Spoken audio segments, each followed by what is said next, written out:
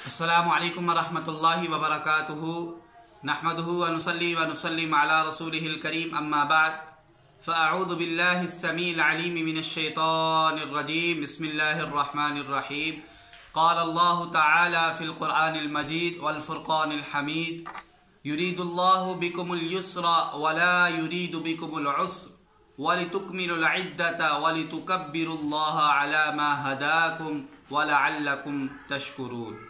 अल्लाह रब्बुल इज़्ज़त की हम्द व सना और प्यारे पैगम्बर जनाब मुहम्मदुर रसूलुल्लाह सल्लल्लाहु अलैहि व आलिहि वसल्लम की ज़ात पर दरूद व सलाम के बाद मुअज़्ज़ज़ सामीन इकराम, रमज़ानुल मुबारक के 2 अय्याम हमारे पास बाकी रह चुके हैं।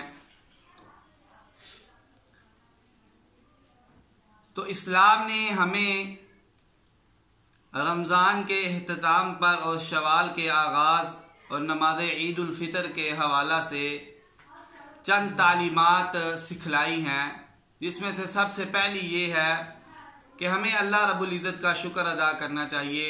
जब ईद का चाँद नज़र आ जाए, शवाल का चाँद नज़र आ जाए, तब से लेके नमाज ईद तक हमें तकबीरात को पढ़ते रहना चाहिए। दूसरी बात, हमें उस रोज़ फजर की नमाज के बाद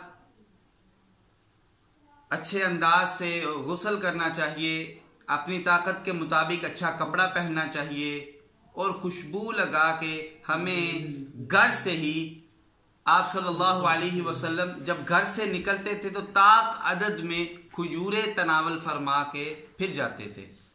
ताक अदद में 1, 3, 5, 7 जितनी ताकत हो उसके मुताबिक खा सकते हैं।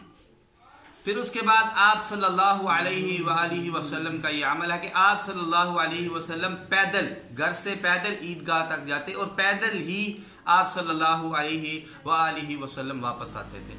फिर इसी तरह आप सल्लल्लाहु अलैहि वसल्लम घर से निकलते तो तकबीरात को पढ़ते हुए अल्लाहु अकबर ला इलाहा इल्लल्लाह वल्लाहु अकबर वलिल्लाहिल हम्द। आप सल्लल्लाहु अलैहि वसल्लम ईदगाह तक पहुंचते और आप सल्लल्लाहु अलैहि वसल्लम जब नमाज खड़े करते तब तक आप सल्लल्लाहु अलैहि वसल्लम अल्लाह की तकबीरात को बुलंद करते रहते।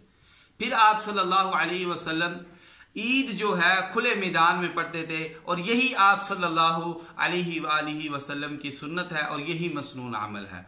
फिर उसके बाद आप सल्लल्लाहु अलैहि वसल्लम ने यह फरमाया है कि नमाज ईद से पहले और नमाज ईद के बाद कोई और नमाज नहीं है। मिसाल के तौर पे हम ईदगाह में जाते हैं तो जाके हमें 2 रकात वगैरह इस तरह की कोई नमाज नहीं है।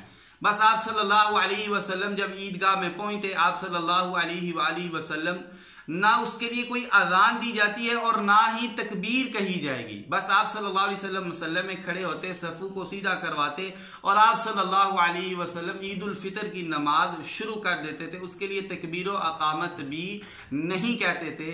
जैसा कि एक सहाबी फरमाते हैं कि मैंने आप सल्लल्लाहु अलैहि वसल्लम के साथ ईदैन पढ़ी हैं। ईदैन यानी कि 2 ईदें, ईद उल फितर और ईद उल अजहा। आप सल्लल्लाहु अलैहि वसल्लम ना अजान कहलवाते थे और ना अकामत के बगैर ही नमाज ईद उल फितर का आप सल्लल्लाहु अलैहि वसल्लम आगाज फरमा देते थे और आप सल्लल्लाहु अलैहि वसल्लम 2 रकात पढ़ते थे। यही आप सल्लल्लाहु अलैहि वसल्लम का तरीका है। फिर आप सल्लल्लाहु अलैहि वसल्लम मसनून खुतबा देते थे।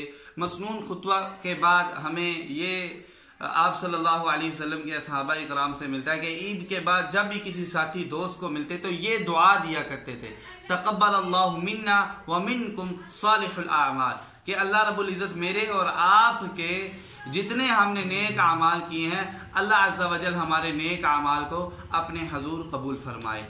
आज का हमारा पैगाम यही है कि ईद उल फितर ये खुशी का दिन है, ये अल्लाह के शुक्र का दिन है। हमें अल्लाह रब्बुल इज़्ज़त का शुक्र अदा करना चाहिए और अपने जितने हमारे रिश्तेदार, दोस्त, अहबाब हैं, जिस तरह हम ईद के लिए अपने कपड़ों को यानी कि जिस्म और कपड़ा अच्छे अंदाज से पहन के जाते हैं ताकि हम माशरे में अच्छे समझे जाएं, उसी तरह हमें अपने दिलों को साफ करके अपने दोस्तों, अहबाब, रिश्तेदार वगैरह को दिल से मिलना चाहिए और दिल से दुआ देनी चाहिए। मेरी तरफ से और तमाम मेरे दोस्तों की तरफ से अहले इस्लाम को दिल की अथा गहराइयों से ईद मुबारक। तक़ब्बल अल्लाहु मिन्ना व मिनकुम सालिहुल आमाल। वस्सलामु अलैकुम व रहमतुल्लाहि व बरकातुहू।